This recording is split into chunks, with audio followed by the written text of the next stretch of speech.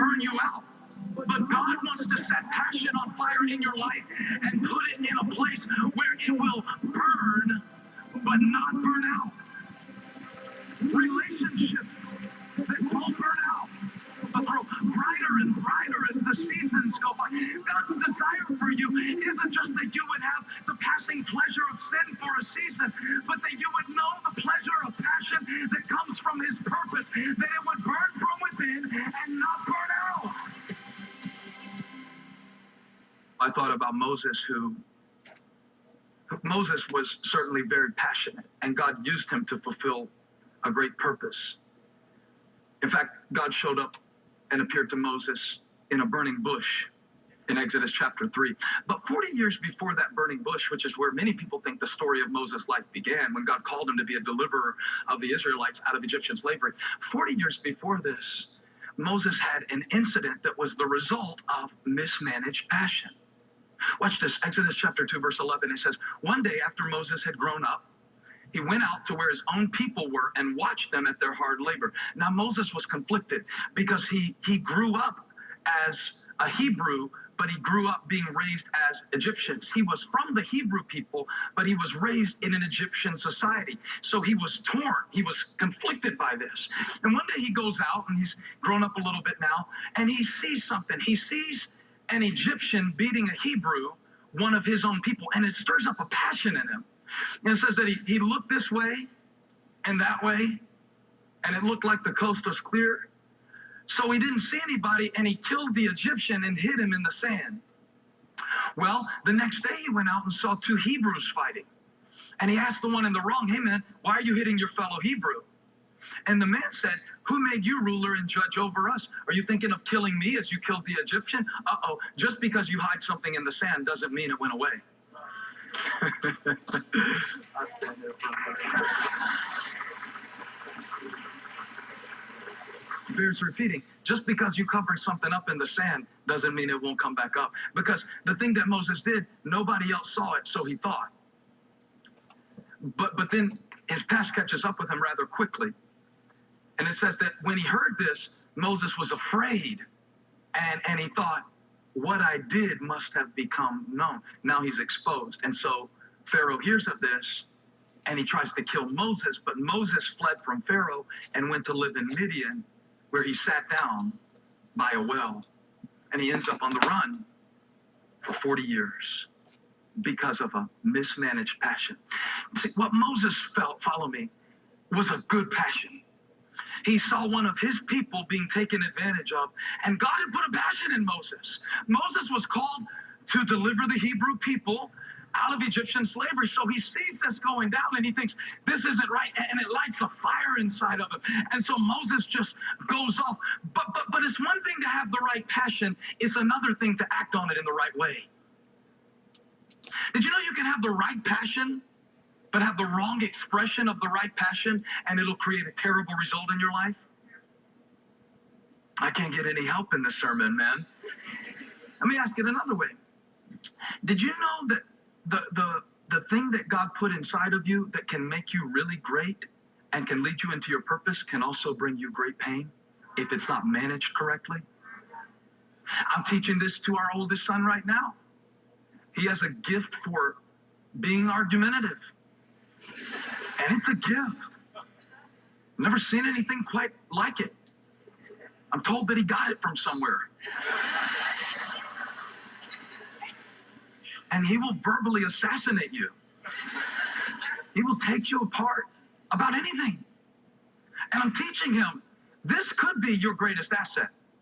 Because, boy, I could see you one day on stage preaching to people, and God's going to take this gift that you have to kind of go through stuff and just take it apart, and you can take it apart. And I see how God could really use that. You might be 3 times, 10 times, 100 times the preacher that I ever am. But if you don't learn how to manage this, and you think that that gift is given to you so that you can argue with your mom about the cleanliness of your room, you're not going to live long enough to see whether or not, you know, God could really use this. This is a good thing. I see it in you, boy. I think it's awesome. I think it's amazing. But you better learn when to use it and how to use it, because you can win the argument and still lose your video game time for the next month if you don't shut your mouth right now. It's a good thing that you can do this, but you better learn to do it. You can do a good thing in the wrong way and it becomes a bad thing. Sex is a good thing. Sex is a good thing. Sex is a good thing. You think if I could ever get an amen, not get an amen. Sex is a good thing. We don't teach that in the church. We teach, sex is dirty. Sex is gross. Sex is disgusting. So save it for your husband.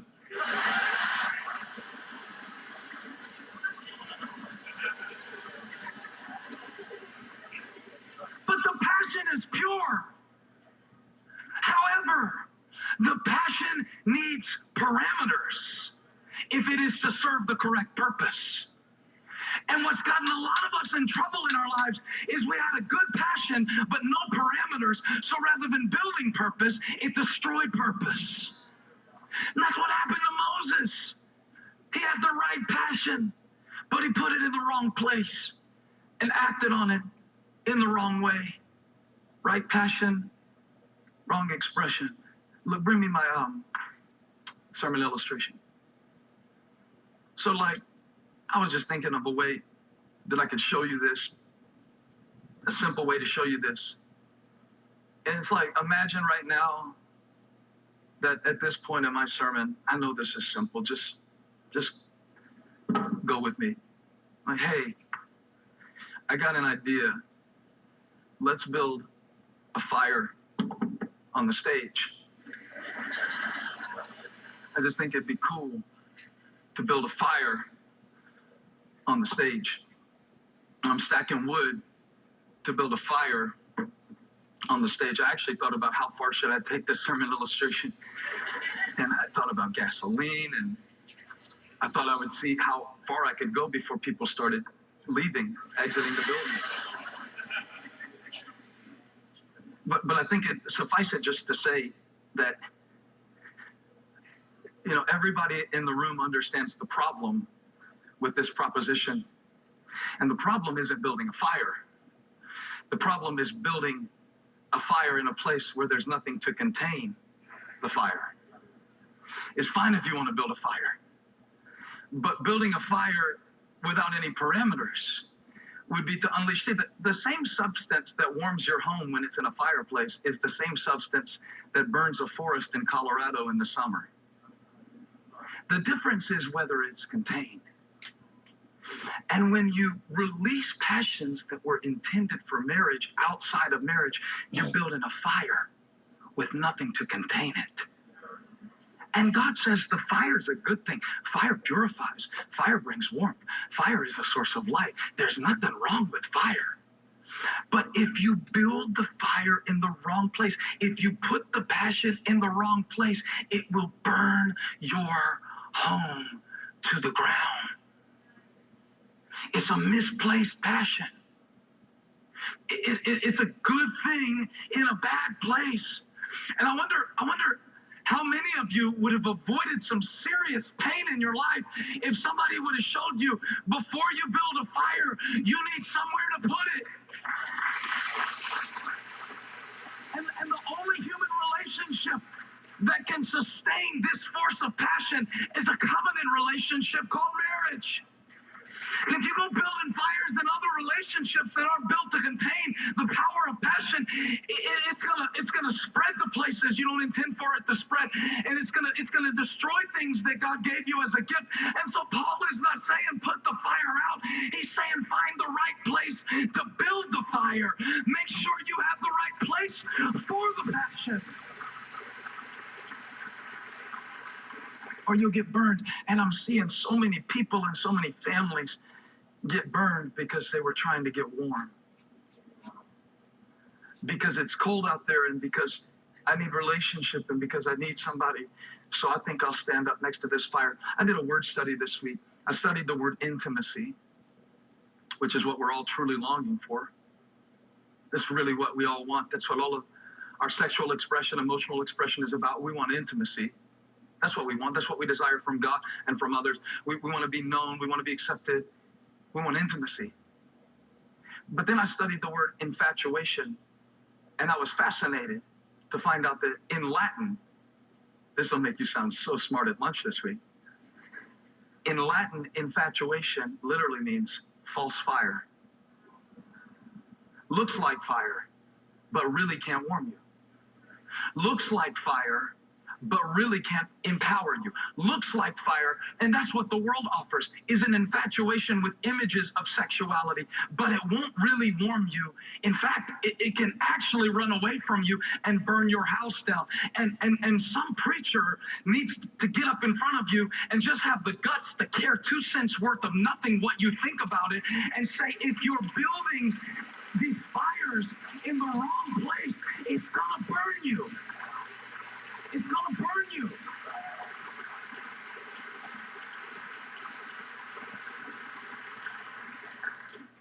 So it's mismanaged passions. Passion is pure. The enemy wants to pervert it and use what God wanted to use to develop intimacy in your life to destroy your capacity for intimacy, so that he gets a boy looking at pornography at age 10 so he can begin to rewire his brain and his standard of beauty, so that when he's having sex with his wife one day, he won't be able to do it without conjuring up images that he saw before he even knew what was developing in his life and in his heart, because a fire got built, but there was nothing to contain it.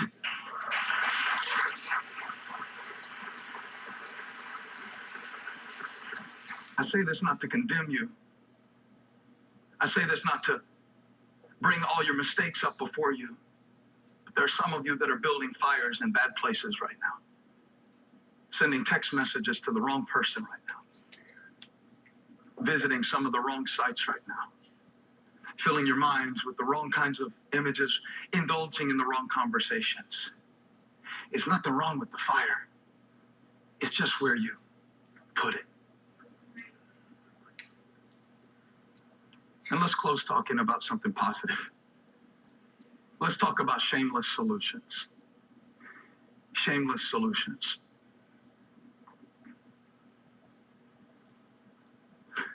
So when me and Holly were building our home last year, by the way, Holly and I built a house last year. I'm going to share that with you.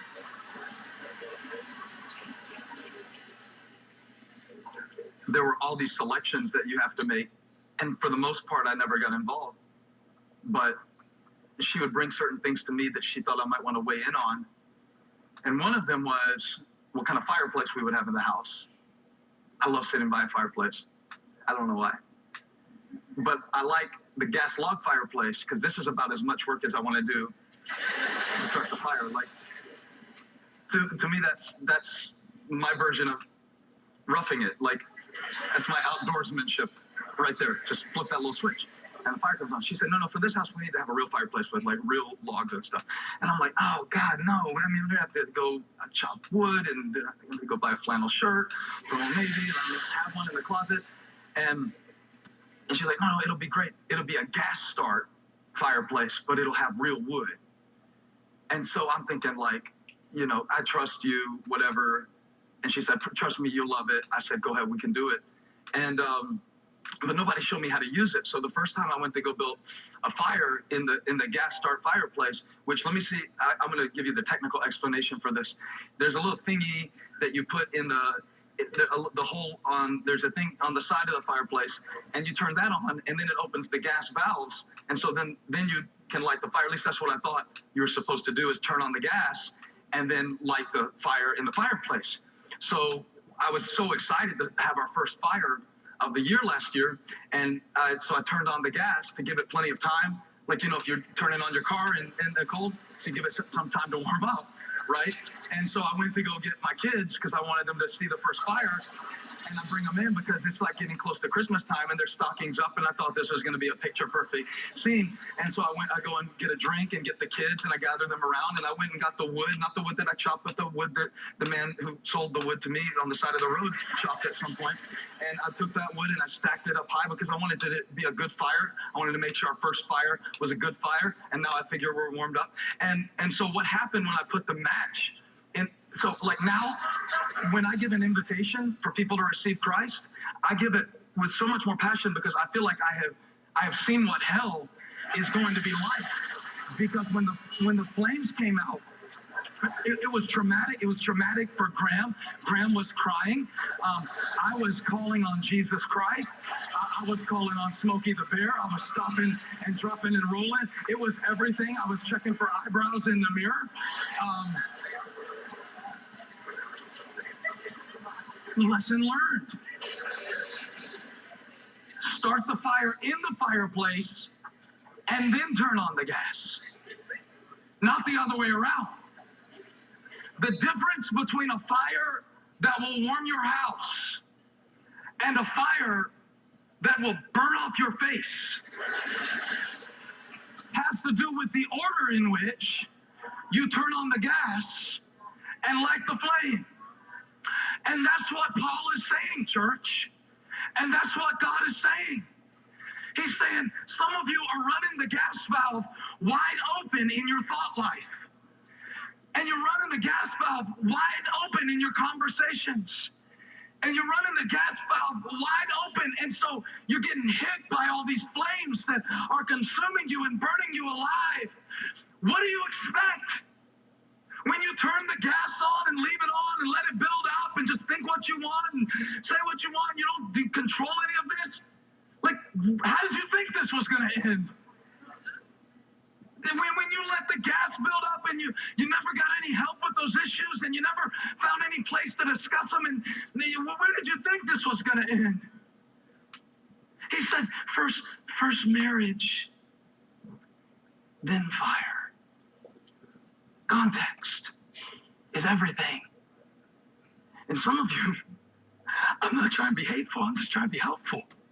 You're sitting here feeding the fire of lust and discontentment and wondering why the flames are burning so high. You say, well, I just can't control myself. You know, that's kind of what Paul says in the passage. He says, for those who can't control themselves, you should get married. You know, that's actually a poor interpretation of the original language in Greek. He didn't actually say, for those who can't control themselves. He said, for those who are not controlling themselves. See, because he said that the fruit of the Spirit is love, joy, peace, patience, kindness, goodness, faithfulness, gentleness, and self-control. So you have self-control, but when you feed the wrong fires all the time, like some of you are just throwing logs on the fire all the time, and you're miserable because you're watching The Bachelor. No man will ever be able to live up to your standard because you're watching a guy take girls on dates on a network budget. Your man might drive a Hyundai. It may be a good car, but you're feeding the fire of all of these ideals. Some of you men have gotten your standard of beauty from people who are airbrushed. No wonder your wife can't satisfy you. You're feeding the wrong fire. It's flaming up and blazing up, and you're running the gas, and you talk how you want to talk and do what you want to do and say what you want to say, and now you're wondering, why can't I control this? Because you didn't control it. So what do we need? We need a big old ice bucket. I thought about calling a single person up here and having our own little ice bucket challenge. You know, what the church does and what I used to do a lot of times when I would preach about these topics, I would think that the solution for sexual sin is a big old bucket of shame. You know? So we just, you know, something like that. And all the sermons are based around shame. It's like, and that's effective for like 3 days. But then it flares right back up. Most of the time in our sexuality, shame is the source of our problem, so it can't be our solution.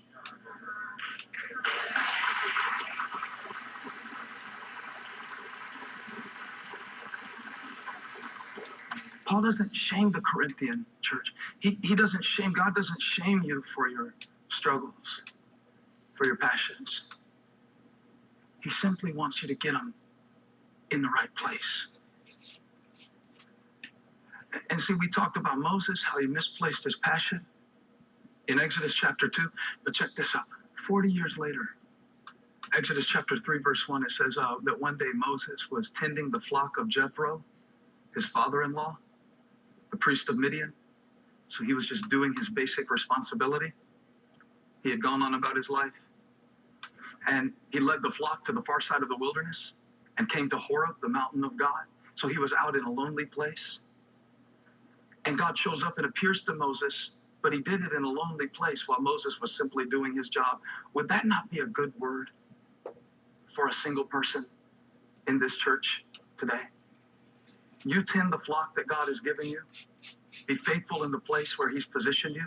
And watch what God did. It said, then the angel of the Lord appeared to him in flames of fire from within a bush. So Moses saw. Remember when he looked the first time after he killed the Egyptian, and he looked and he saw and nobody was there, and so he thought he got away with it, but he really didn't because he tried to fulfill the right passion in the wrong way. But watch this time. He saw that though the bush was on fire, it did not burn up. And so he thought, I'll go over and see this strange sight, why the bush does not burn up.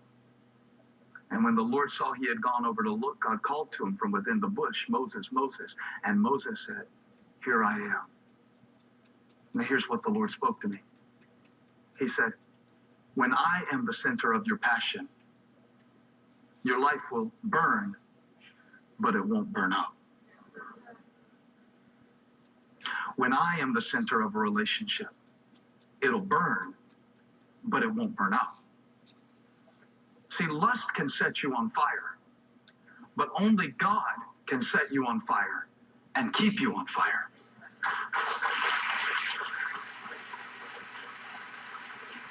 Anybody can light a bush on fire, but only God can get in the middle of a bush and light it on fire. But although it's on fire, and what we want in this church and what God wants for your life is a passion that stays on fire. Not this little cheap imitation, infatuation, false flame garbage that burns you out and creates new patterns of processing information in your brain that will cause you trouble for the rest of your life. The enemy wants to burn you out. But God wants to set passion on fire in your life and put it in a place where it will burn, but not burn out. How many of you want a holy passion that doesn't burn out? Relationships that don't burn out. Fires and pursuits that don't burn out, that burn up, that are alive and lighting, but grow brighter and brighter as the seasons go by. God's desire for you isn't just that you would have the passing pleasure of sin for a season, but that you would know the pleasure of passion that comes from his purpose, that it would burn from within and not burn out.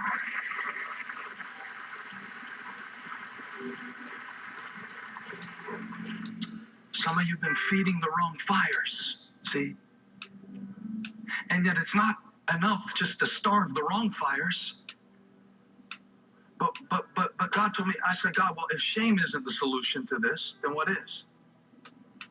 And he said, I want you to tell everybody who's struggling with their desires that are burning a hole inside of them today, I want you to tell them that they need to fight fire with fire.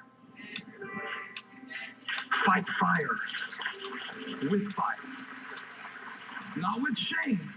Shame isn't going to help this. You've tried that. Shame doesn't make you any better. It just drives you deeper into your own dysfunction and isolates you from people who could help you. But the scripture says, watch this, our God is a consuming fire. So what do you do if you're consumed with the wrong passions? Here's an idea. Get more consumed with the right ones. Well, I don't think there's any more powerful force in the universe than God's grace, not only in our relationship to him, but in our relationship with one another. Hey, I really want you to get this DVD gift. We're making it available for a gift of any amount. It's a limited time offer. I'm telling you, this series really changed some people's lives. In our church, we heard testimonies of people who were planning on divorce, coming back together. I know a lot of the people who are single in our church received encouragement to embrace the season that they're in. It's all right here. This is a 5-part series. Talks like marry or burn, how to save your husband, how marriage is a special assignment, how to deal with the conflict of interest that are all a part of our relationships. It's all right here. I'm telling you, it's a little edgy, but I believe that it's loaded with truth.